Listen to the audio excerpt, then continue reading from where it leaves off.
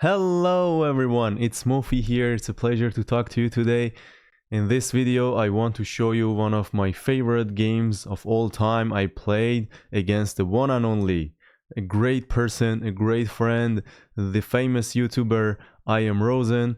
It's just a bit funny that I was back from long travel. I was like tired. I was sitting on the computer like this. And suddenly I tried to challenge someone on chess.com and suddenly I got paired with Eric. And yeah, I was not in the mood to play a serious game and I tried something new. Let's see what happened. He started with pawn to d4 and of course no pun intended, no disrespect, I was just like I didn't care. I was just tired. Apparently, he was also tired after a long stream in that day, I think. I just played a6, and he went London, bishop f4, and here I played rook to a7. I didn't want to disrespect or anything. I just knew that I'm going to lose, and I just played something that reduced all the pressure from me and no stress anymore, and actually just puts pressure on him. So he did, I mean, super bad to be honest, but not super bad. It's just +1, but the thing is this rook is just doing nothing. Knight f3, and now I said, okay, let's just start playing d6, closing down this bishop. You went e4, getting all this space, and now you go e6, because when you wasted a lot of time like this, then you cannot really attack the center. The king is still in the center. You just want to be solid and play like hippopotamus style. But the first move a6 was kind of fine. Sometimes great players even they play, but not rook a7, of course. Bishop to d3 is developing his pieces normally. I put the knight on e7 because on f6 it could get hit with e5. Now he goes h4, very correctly, very thematic, because the king is still in the center. You want to attack my king on this f7 pawn, potentially, maybe even pushing pawns. So I went h6 to control this square, h5, and I developed my knight, developing my knights like this, kind of like the cow opening of Anna Kramling. Queen e2, and now I played pawn to b5 here. Pawn to b5, I mean, I'm just like this. Still not paying too much attention, just playing this move, and as you will see after a4, I mean b5 is not a bad move, but it's just kind of over expansion. He uses it and I'm kind of forced to push it to control these two squares, not to limit this knight. And after knight b2 here, you can see that I'm still not focused, still not in the zone, and here played a move that 1000 level, even less, maybe play c5. First of all, I just blundered the pawn on d6, and second, he just takes his time a little bit and plays knight c4, threatens mating 1. And I mean, now I'm just losing the pawn, and at the same time I have to give up my dark square bishop. Here I have to play knight c6 to guard this pawn, and here he takes with the knight, and I have to take with the bishop, takes, and I just gave up my dark square bishop, down a pawn.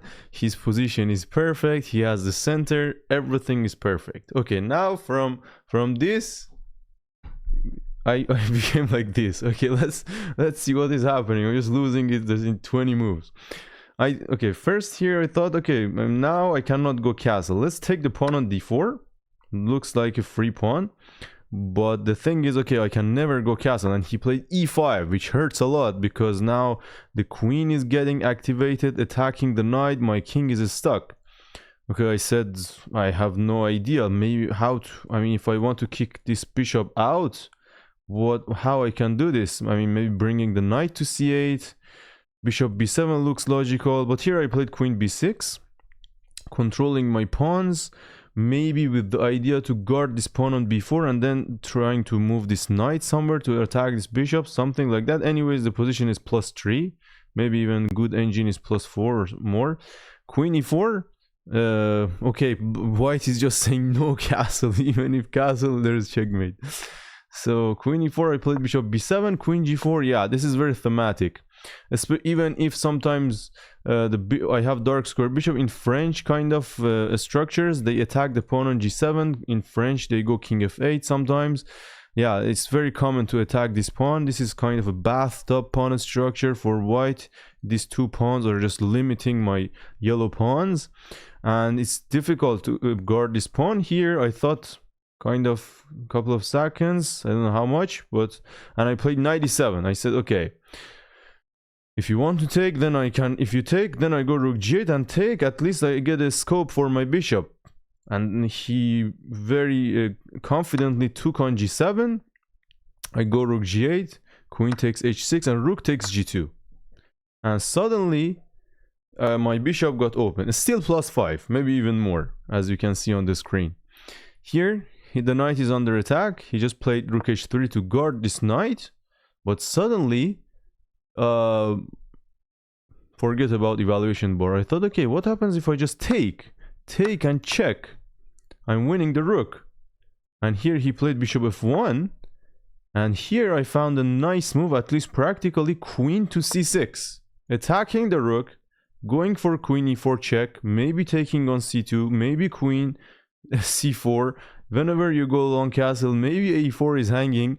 Like queen c6 is just a move that if you don't have plan for that, suddenly you just don't know what to do. He panicked here, actually. He panicked. He has only 2 moves here to win the game. He didn't find neither of them, and he played a move that immediately he's in trouble. Queen h8 check. I don't know what he expected. Maybe he expected knight to f8. Knight to f8, and then he could... I don't know what did he calculated. Maybe he wanted knight f8, and then maybe queen... he wanted queen f6. That's what he wanted. But now he forgot about I can just come back with the rook and attack the queen. And now he's lost. He's just lost because the rook is under attack and you cannot go to f6. Yeah, this is crazy. He didn't resign here. I will show you the continuation, but I just want to show you the winning moves here. It was queen f4 to guard the rook and attacking the pawn on f7. And after knight f5, which we saw both this line, we didn't even continue calculating. Here you just can go castle and you're much better. Or you can just go rook g3. Try to exchange rooks. But okay, I mean, I can take and go queen f3 suddenly. So it's all about psychological and panic. Also some nice move here, interesting idea about computer. You can just sack the rook even here. It's just so winning after rook f7. Because if you take queen h7 and it's mate in 2. So yeah, but practical chess sometimes is just completely different. Rook g8 takes, and I'm just up a queen for a rook right now. And here he tried 30 seconds. He has 30 seconds. I have 1 minute. Let's see what happened. Attacks the knight. I have to be careful on my time. It was not so easy as well. Like long castle, he's attacking this. This bishop is just menacing to my king. I went queen to e4. That was a nice find. I didn't win. I didn't play it like very smoothly, as you will see. Queen f4. I blundered actually. King to b1. Knight takes e5. I self-pinned my knight. He put pressure on my knight with rook e1, and here I took on f2, attacking both rooks. He took on e5 with the idea that if I take the rook, he can take on e6 and win my queen. So here I just made a mess out of this. I should not have taken on this.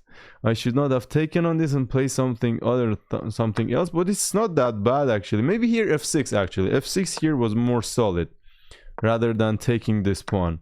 I kind of blundered. Yeah, I could not take the rook, but I kind of felt I'm fine here, even if I cannot take the rook.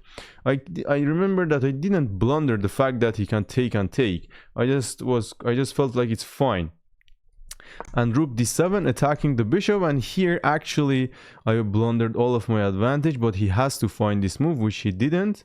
With 22 seconds he went rook. He could go rook e2 and get more square for his bishop, but he played bishop b8, and now I played rook d8. I'm proud of this couple of moves that I played after bishop b8. Rook c7, and here rook to d7 again. He went back, And now I didn't go for draw with 10 seconds.